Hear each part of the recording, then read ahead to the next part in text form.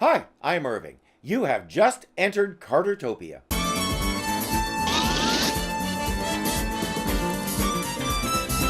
We're listening to a talking computer give a sales pitch to a room full of potential investors. Prospective buyers such as yourselves can rest assured that the Everite Company is more than capable of answering your every need. Whether those If he gets enough return on his investment, maybe he can hire somebody to put his mustache on for him. needs are of an industrial, clerical, or educational nature, our company, with its 12 years of experience and success, is ready to serve you. I guess he got tired of waiting. He's off to try and fix it himself. In fact, it is quite likely that your lives are touched every day by systems which Everite has created. And now, so that He's going to an awful lot of trouble to fix a fake mustache. your specific questions can be answered, may I introduce the founder and director of the Everite Computer Company, Mr.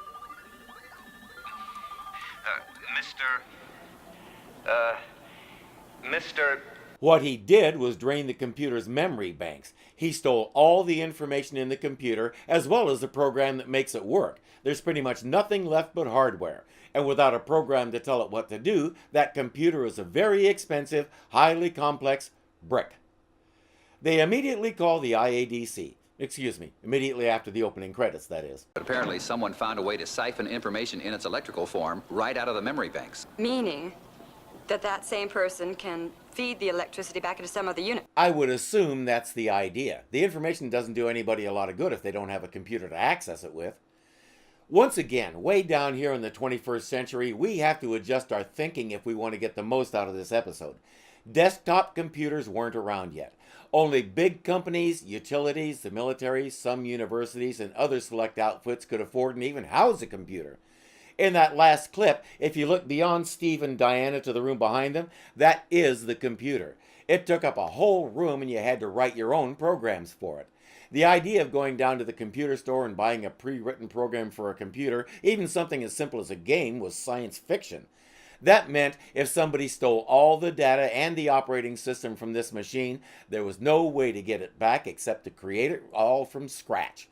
Sometimes information could be stored on tape, but most of the time you just wrote your program, set it running, and hoped things didn't crash, which as often as not they did. So all this anticipated Windows too. And this genius can probably add phony information into programs without removing them. Yeah.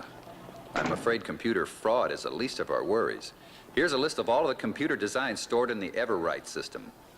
The thief has got access to all the computers? These will probably be our next robbery victims. In fact, the phone company's already reported a theft. Take a look. That guy's been busy. He really wants to hire that mustache fixer. Atomic Gas and Electric, Equinox Insurance, Internal Retrieval Associate of Computer, Steve. Our very own.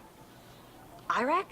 You know, one thing that consistently fascinates me when I watch this show is the lack of security around so many sensitive systems like this. At that first place we saw, there was nobody watching the actual computer core, the room where the guy stole the info. He put on a mustache and sunglasses, posed as an investor, and then was able to wander around like he owned the place. We've seen that in many ways it's similar with IRAC. Security around it is minimal. Last time we saw that it was easy to get to it through the air vent in the ceiling. I hope somebody's remedied that by now. But the whole theme of this episode is how dependent we were becoming on computers and how vulnerable to attack that makes us. Yet they have no protection to speak of for their most critical computers. If that guy had at least had to find his way past a small army of rent-a-cops, I might have less trouble getting into this. But not to worry, a big factor is coming that'll draw me in before I know it.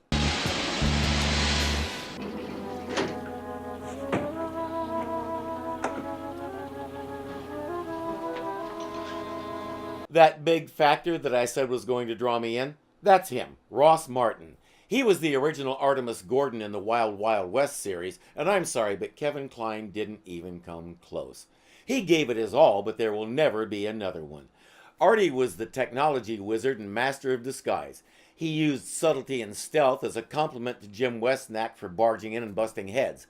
Maybe if I live long enough, we'll look at that series someday. For now, he's the bad guy, but he's still the super tech wizard. Warning device. If you can't already feel something that big in your pocket, it ain't there.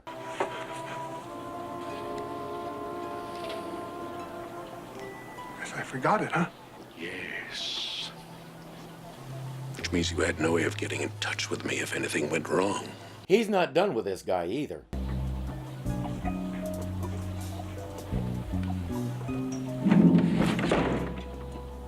You realize you're about twice his size and could probably break him in two with your bare hands?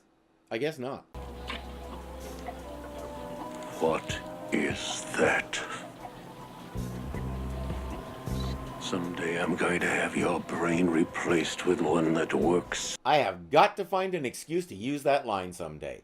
At the IADC, Steve and Diana are on their way to talk to IRAC about the list of targets.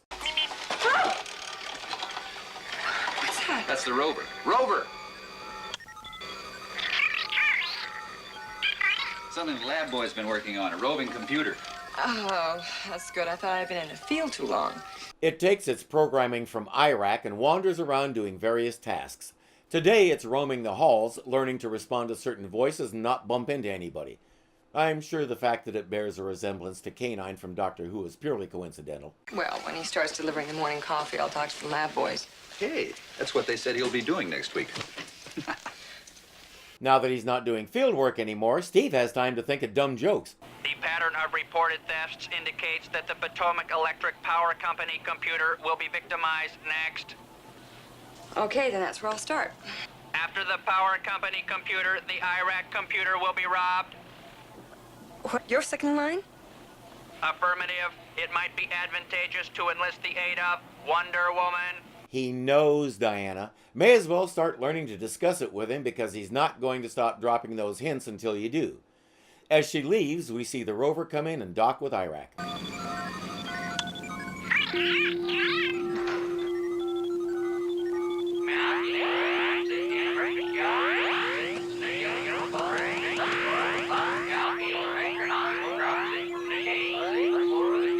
Again, keep in mind that all that stuff we showed is IRAC. The part that talks is what was known as a dumb terminal. All it does is send and receive signals to the computer. It doesn't have any kind of processor of its own. That machinery on the wall is where the action is. But you can't rob a computer. Well, maybe we can't, but I assure you somebody can. I assure you no one can rob our computer, whether they've stolen its design or not. The area we're about to enter is off limits even to me. No one could possibly get in. Give me that one more time. Mr. Confidence goes off to call the police while Diana finds a secluded spot and transforms.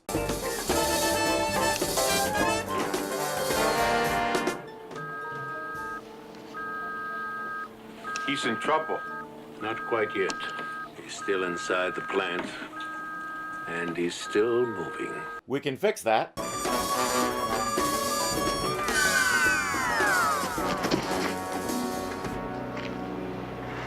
Against his better judgment, the boss flips a switch to save his henchman.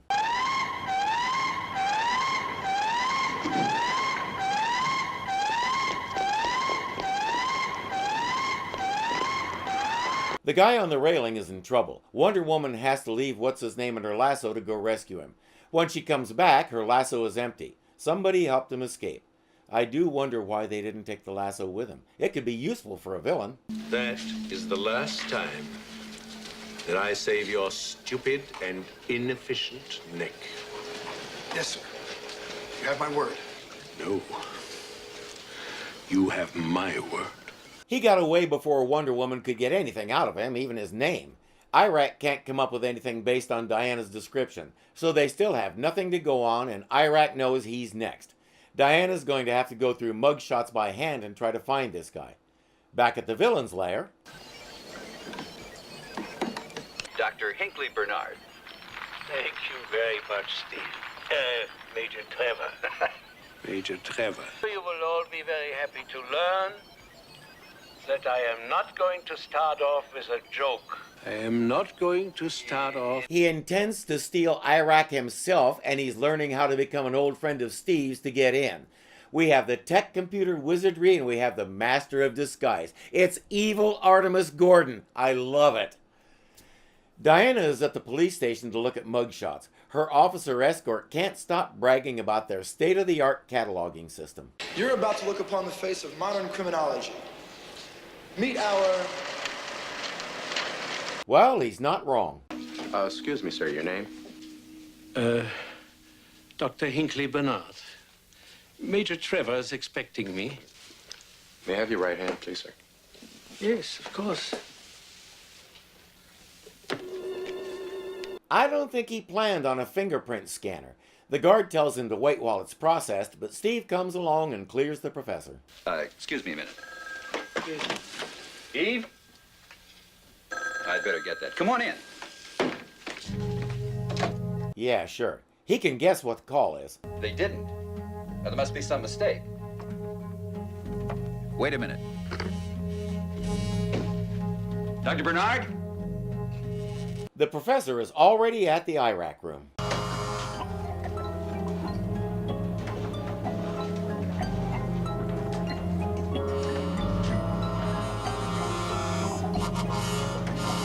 They just got done dealing with a threat to IRAC through that vent, and they've done nothing about it? Why am I surprised? Of course they've done nothing about it. They have to form a committee to study it for a year first. He got to that room a lot faster than Starker did, and he didn't even have the plans in his hand. But then Starker wasn't a computer genius.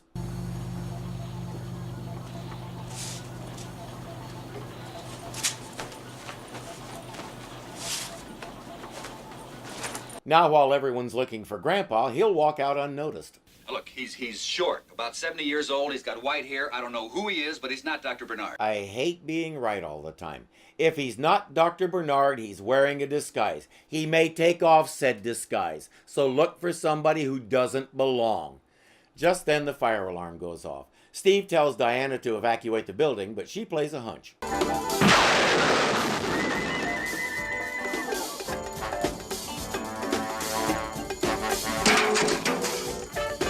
She finds a smoke bomb near one of the ventilation fans.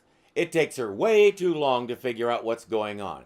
We have an imposter in the building, we have a diversion, and we have something we know is a target. He said, 1 and 1 and 1 is 3. He's gone, Steve. Ira. Steve, he's gone.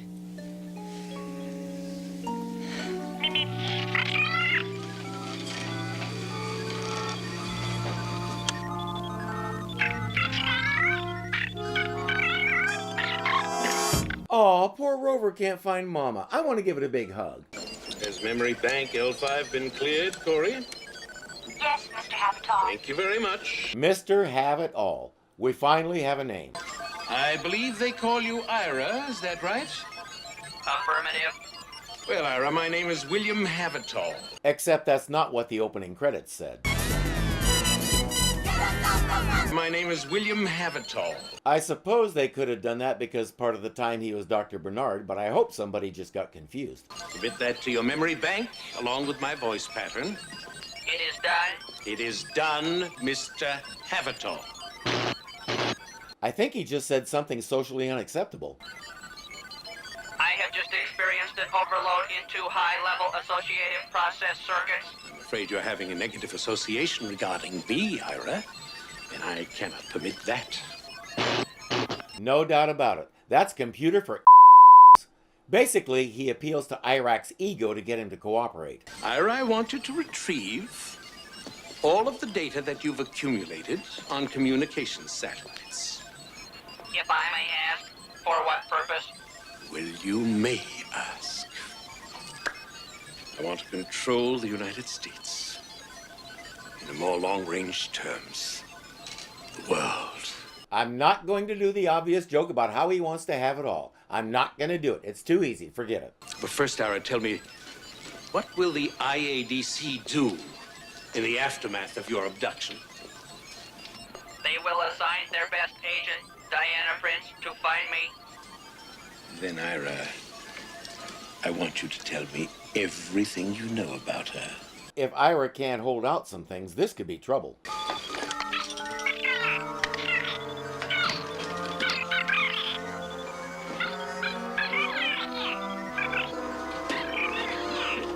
Does IRAC need it for something? Why is he doing that? He locks it in a closet.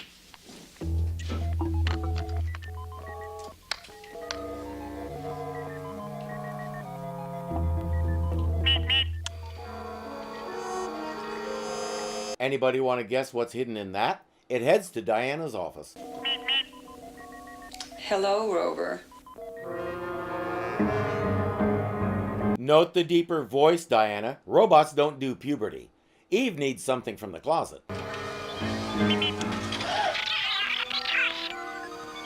That wasn't it. Diana tries to send the fake Rover out of the room. What, two of you in here? Okay, what's going on here? Was your brother your cousin?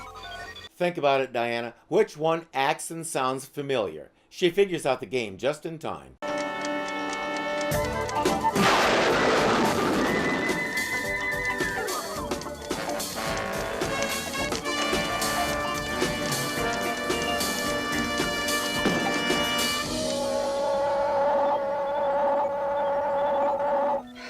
When did she gain the ability to do that? And why did she waste all that time throwing bombs up into the air when she could have done this?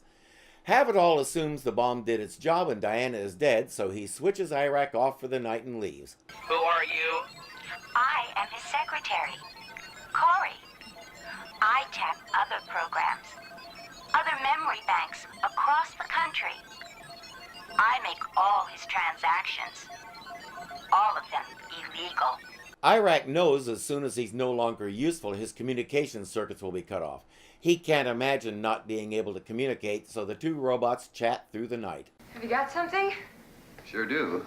Got a lead on that fake rover that showed up in your office today. Oh, great. Its key component was special ordered 2 days ago from a company in Maryland. I'll bet he expected the rover to be vaporized, so the IADC couldn't do that. By whom?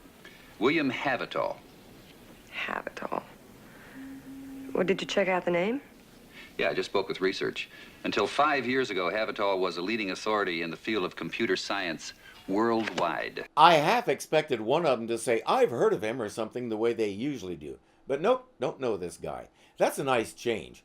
5 years ago, he dropped off the map. Nobody knows where or why, and he used a fake address to order that part, so we have his name, and that's about it. Diana says, I'm going to find him one way or another, but she has to pause for the moral of the story. You know, I never realized in how many ways computers and punch cards and microcircuits affect our lives. Gotta watch those punch cards. When I took my one and only computer course in 1974, I worked with punch cards for several months. Be glad you don't have to. Yeah, and this madman now has found a way to capitalize on that. Too bad technology improves, but human nature doesn't. Yes, and it's too bad. We always seem to realize that too late. Diana heads out, only to find a visitor in her car. Rover? The, real Rover? What does it want? I've never heard that sound before. A homing device? Is that what you are? Ira sensitized you to the magnetic field of his programming. So that you could get me if he was stolen and show me where he is. I'm gonna let the pseudoscience go by because I feel like it. They head out with Rover giving directions. Didn't I detect a certain reluctance on your part to talk about Diana Prince before? Insufficient data. No, Ira. There's something about the dearly departed Miss Prince that you didn't want to tell me, isn't there? Don't do it, Ira. You can resist. I have deduced that. Excuse me, Mr. Havitol. An unidentified vehicle has just entered the grounds. Oh, that's what it was it? Well, it would appear that your ally has managed to survive the blunderings of my resident idiots after all. Yeah, that's what he was gonna say. We'll stick with that. Diana gets out of the car, puts Rover on the ground, and says, lead the way.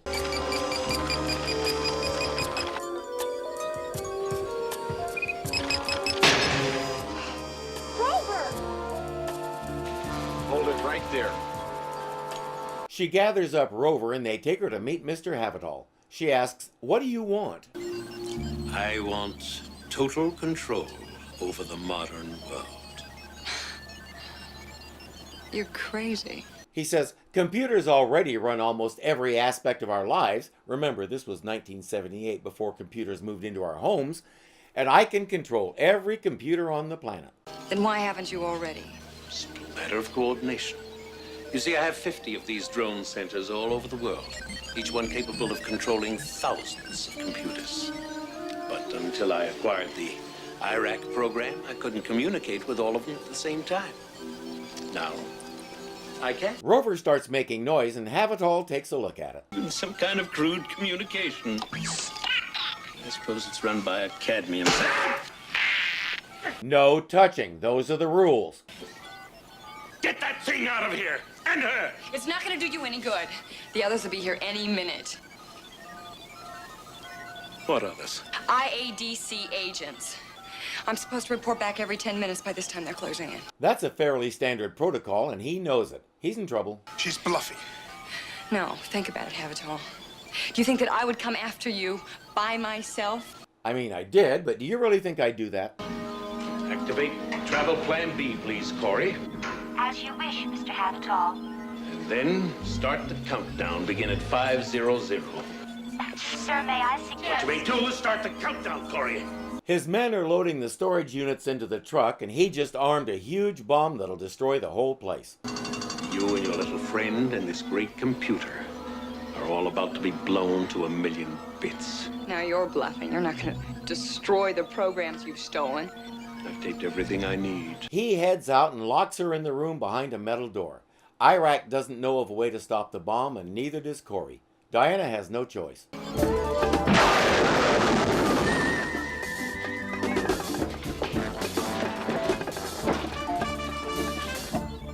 bomb will soon explode. Goodbye, Diana, friends. You never were much of an optimist, were you, Ira? She opens the door and starts through a maze of hallways trying to locate the bomb.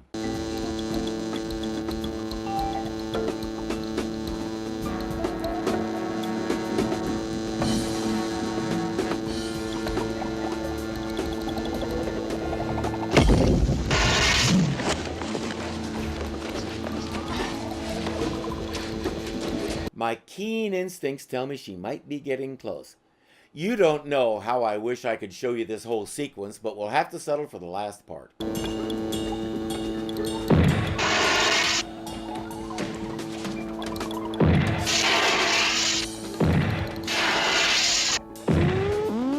Oops, you broke it. I don't think it liked the taste of its own beam. The corridor takes her outside where she sees the answer. Electricity. The timer. She didn't realize the timer was a water clock operated by the water wheel. Wonder Woman herself escaped with minimal injuries, but she never got over being unable to save Rover.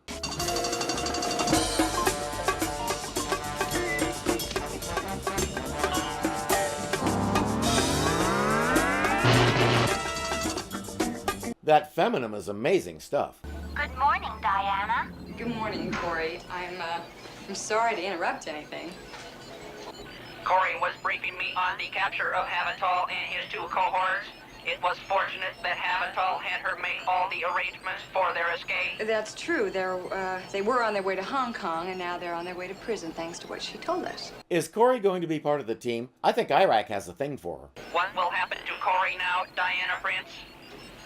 Well, Ira, I'm afraid that she's going to have to be returned home with the rest of the stolen programs. Oh, I find her input very satisfying. Hey, this is a family show. I think you've got some work to do on our little friend here. So far, he's damaged 2 doors, 4 desks, the lamp, and 3 ankles. And his manners are atrocious. Then he produces her morning coffee and all is forgiven, because coffee covers a multitude of sins. Some people were afraid of computers, mainly because now every time the bank screwed up your account, they blamed the computer. Every time the airline lost your bags, they blamed the computer. Every time the IRS wrongly tried to put a lien on your socks, they blamed the computer. It sounds absurd, but a big portion of the public bought it. Computers were the enemy. What's next? Robots who take over the world? Where does it end? You think I'm being silly, but sad to say I'm quoting. I watched a guy on TV say that. I remember wishing somebody would hurry up and invent Slapovision. This episode took a pretty balanced approach to the whole thing. Computers are essential, especially computers like IRAC. He's saved their butts who knows how many times. But in the hands of an evil genius like Havitol, computers become tools of avarice and megalomania. We never painted the computers as the enemy. If anything, they were the victims. We touched on the question of computer security, but in the end we faced the reality. Computers are here to stay. And within 10 years, guys all over the world would be walking around bragging that they had a 3.5-inch floppy. I had 2, so there. I'm Irving, and you are now exiting Cartertopia.